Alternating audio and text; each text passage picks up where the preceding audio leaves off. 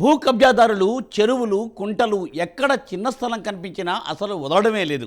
కనిపించినట్లుగా మింగేస్తున్నారు. FTL buffer జోన్స్లో నిబంధనలకు విరుద్ధంగా భారీ భవనాలనే నిర్మించేస్తున్నారు. వాటిని పేకాట స్థావరాలు, అసాంఘిక కార్యకలాపాలకు అడ్డాలుగా మార్చేస్తున్నారు. ఎత్తైన ప్రహరీ గోడలు, ప్రైవేట్ సెక్యూరిటీని ఏర్పాటు చేసుకుని చెరువులు కుంటలను ఆక్రమించి గెస్ట్ హౌస్, ఫామ్ హౌస్లు నిర్మించి అసాంఘిక కార్యకలాపాలను నిర్వహిస్తున్నారు. తాజాగా మేడ్చల్ మండలంలోని పూడూరు గ్రామ రెవెన్యూ పరిధిలో ఎఫ్టీఎల్లో నిర్మించిన భవనంలో పేకాట స్థావరం గుట్టు రట్టు అవ్వడం ఇప్పుడు చర్చనీయాంశమైంది.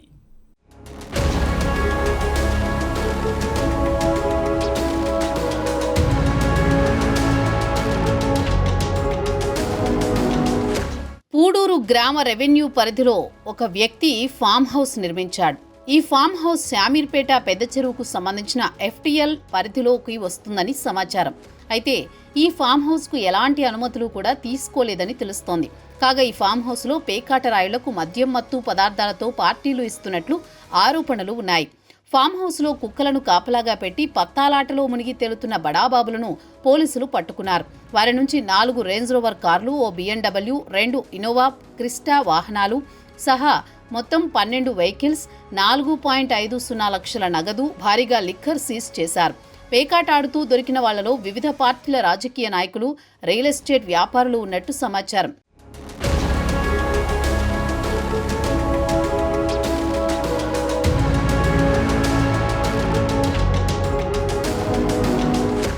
అయితే పోలీసులను లోపలికి రాకుండా కుక్కలను అడ్డుపెట్టుకుని కొద్దిసేపు చుక్కలు చూపించినట్టు తెలిసింది.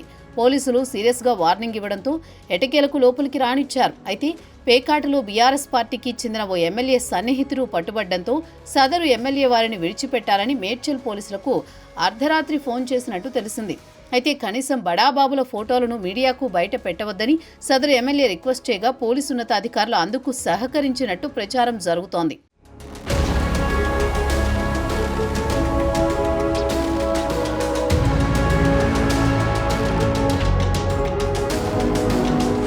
గ్రేటర్ హైదరాబాద్తో పాటు ఔటర్ రింగ్ రోడ్ సమీపంలో ఉన్న ప్రాంతాల్లో చెరువులు కబ్జా కావడం వెనుక రియల్టర్లు, బడా లీడర్ల ధనదాహం, అధికారుల అవినీతి, సామాన్యుల అవగాహన రాహిత్యం కారణమని హైడ్రా పేర్కొంటోంది. చెరువులు, కుంటలు సహా జలవనరులన్నీ సాగునీటి శాఖ ఆధీనంలో ఉంటాయి.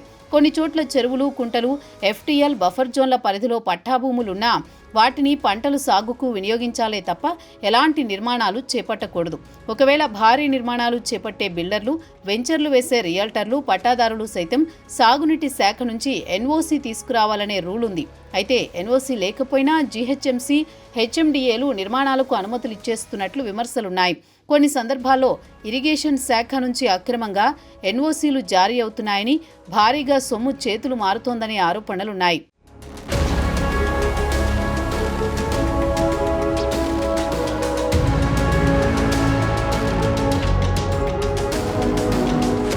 అక్రమ నిర్మాణదారులతో చేతులు కలిపిన కొందరు అధికారులు చెరువులు, కుంటలు, ఎఫ్టీఎల్ బఫర్ జోన్లలో వెలుస్తున్న భవనాలకు నిర్మాణ పనులు కూడా పూర్తి కాకుండానే ఆక్యుపెన్సీ సర్టిఫికెట్లు జారీ చేస్తున్నట్లు ఆరోపణలున్నాయి.